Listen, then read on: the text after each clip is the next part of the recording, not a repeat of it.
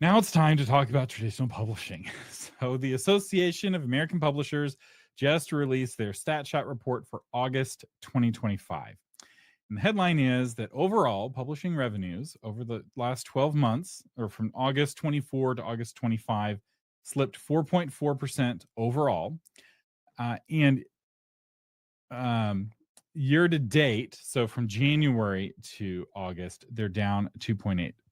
But the real story for authors is that the consumer books category, which is the category where we all sell books, right? This isn't, I don't have a lot of academic book authors, right, in the market. So textbooks tend to sell pretty steadily, and so they act as ballast for the industry. But most of the author update audience is in the trade book part of the business, where sales fell 9.4%. And this is across the board.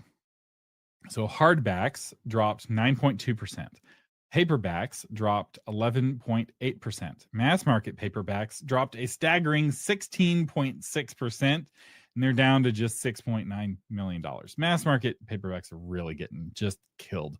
I think this was the biggest or second biggest category 10 or 20 years ago, but the ebook just gobbled up mass market sales. And it creates a bit of a doom loop, because the whole point of mass market, that format, is that the books are really cheap. But to get them that cheap, you have to print a whole bunch of them. And when the category isn't very popular, it's hard to print a whole bunch of them. And so it just, I don't think mass market paperbacks are going to last. I think hardbacks and paperbacks will be read 100 years from now. But I think the mass market format is not long for this world. Nobody likes having them on their shelf. They kind of fall apart after one reading. And the ebook is really a better experience. Speaking of ebooks declined 3.4%. Digital audio dipped 2.7%. And the AAP splits out religious books. And so religious press revenues dropped 7.7%. I did an episode on Christian Publishing show called Have Christian Publishers Gone Woke, which might have some insight as to why the religious presses are losing out on sales. So every time we report on the traditional publishing numbers, we like to compare to the indie numbers. Now, there's no organization that gathers indie sales data and combines it like the AAP, but we do have a good analog for that, which is the Kindle Unlimited Fund. And this is, or the KDP Select Global Fund, I guess is the official name.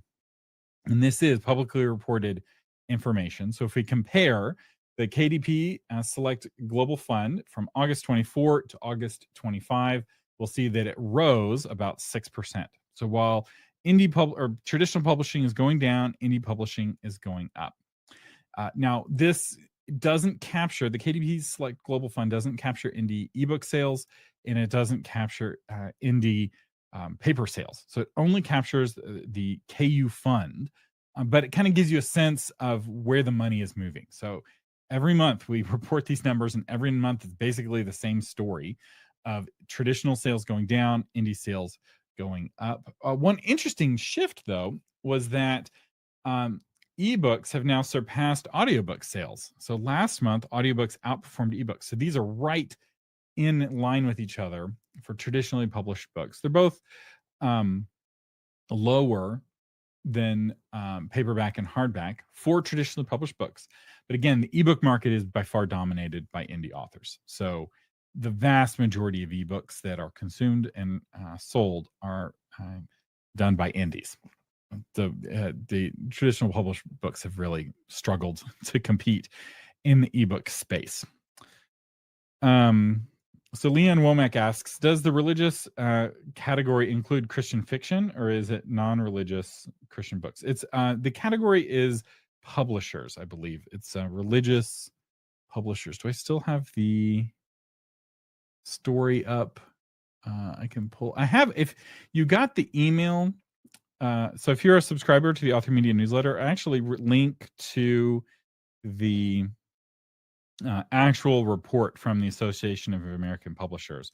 And the category is religious presses. So this would include fiction and nonfiction. They're not splitting it out by genre.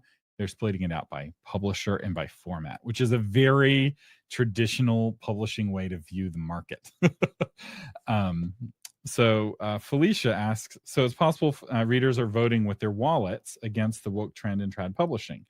If the trad industry swims back into normal Christian life, it's likely their sales will go back up. Yes or no?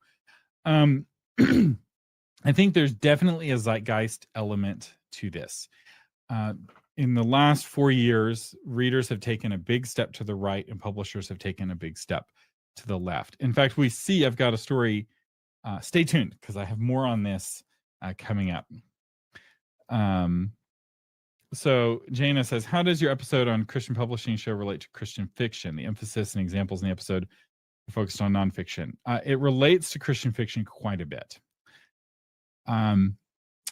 So, and I don't want to get too much into the Christian publishing part of this, but I'll just say postmodern storytelling has become a very common element in Christian fiction, and postmodern is very woke, that kind of deconstructionist style. And perhaps I should do an echo of that episode focused on fiction. I've been wanting to do an episode on postmodern storytelling